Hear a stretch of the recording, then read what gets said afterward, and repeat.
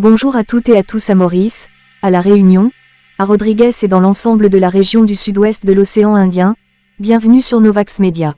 Avant de commencer, assurez-vous de regarder cette mise à jour jusqu'à la fin, et abonnez-vous à Novax Media en activant la cloche de notification, car le système que nous suivons aujourd'hui peut évoluer très rapidement, et manquer une seule mise à jour pourrait signifier manquer des informations cycloniques cruciales. Un puissant cyclone tropical nommé Grant s'est récemment formé dans le sud de l'océan Indien et fait actuellement l'objet d'une surveillance étroite alors qu'il se déplace globalement vers l'ouest en direction de la région des Mascareignes, incluant Maurice, La Réunion et Rodrigues. À l'heure actuelle, le cyclone Grant est classé cyclone tropical de catégorie 1 à 2, mais ce qui rend ce système particulièrement important, ce n'est pas tant sa force actuelle que son potentiel d'évolution. Selon les conditions atmosphériques et océaniques actuelles, le cyclone Grant montre des signaux clairs de renforcement futur.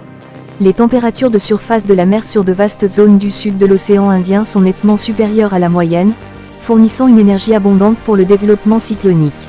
Ces eaux chaudes constituent l'une des principales raisons pour lesquelles les météorologues surveillent de près Grant, car elles peuvent favoriser une intensification rapide si les conditions atmosphériques deviennent favorables. Cependant, il existe un élément clé dans l'évolution prévue. Au cours des 24 à 48 prochaines heures, les modèles indiquent que le cyclone Grant pourrait s'affaiblir temporairement, perdant une partie de son organisation et de son intensité.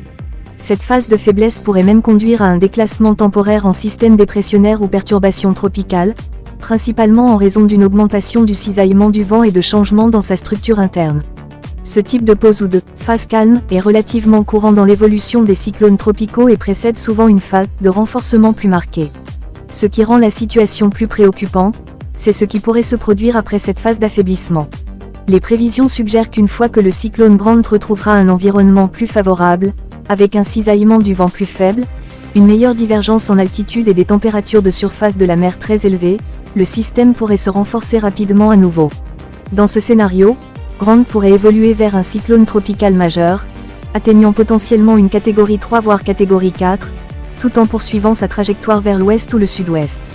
En analysant les modèles de prévision, certaines différences importantes apparaissent. Le modèle ECMWF, réputé pour sa fiabilité à court et moyen terme, montre actuellement une trajectoire plus directe vers Maurice et La Réunion.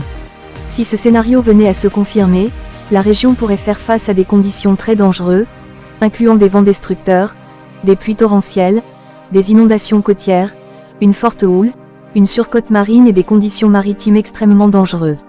A l'inverse, le modèle GFS, généralement plus performant pour les prévisions à long terme, propose un scénario légèrement différent. Certaines simulations GFS suggèrent que le cyclone Grant pourrait s'affaiblir ou se dissiper avant d'atteindre les Mascareignes, en raison de variations du cisaillement du vent et de sa structure interne. Toutefois, même dans les scénarios GFS, certaines trajectoires indiquent une réorganisation possible du système, avec des impacts indirects ou directs sur la région. C'est pourquoi les deux modèles doivent être analysés ensemble, et non séparément. En combinant les données ECMWF et GFS, le signal global indique que Maurice et La Réunion restent dans une zone de risque, même si la trajectoire exacte, le calendrier et l'intensité demeurent incertains à ce stade. Les prévisions à longue échéance comportent toujours des incertitudes, et la confiance augmente généralement 2 à 3 jours avant un impact potentiel. À ce stade, la période la plus critique à surveiller se situe autour du 8 et 9 janvier, moment où le cyclone Grant pourrait commencer à influencer significativement les conditions météorologiques régionales. Si le système conserve sa force et adopte une trajectoire plus directe, des conditions de type impact terrestre dangereux pourraient devenir possibles peu après. Même sans impact direct, des effets indirects tels que de fortes pluies, des rafales soutenues, une mer très agitée, l'érosion côtière et des inondations soudaines restent tout à fait envisageables. Un autre élément important à considérer est que le cyclone Grant ne sera probablement pas le seul système à surveiller cette saison. Les mois de janvier et février sont historiquement très actifs dans le sud de l'océan Indien, et les conditions océaniques actuelles suggèrent que plusieurs systèmes tropicaux pourraient se former. Certaines prévisions saisonnières évoquent 12 à 13 tempêtes nommées dans le bassin, avec une ou deux susceptibles d'affecter Maurice directement ou indirectement.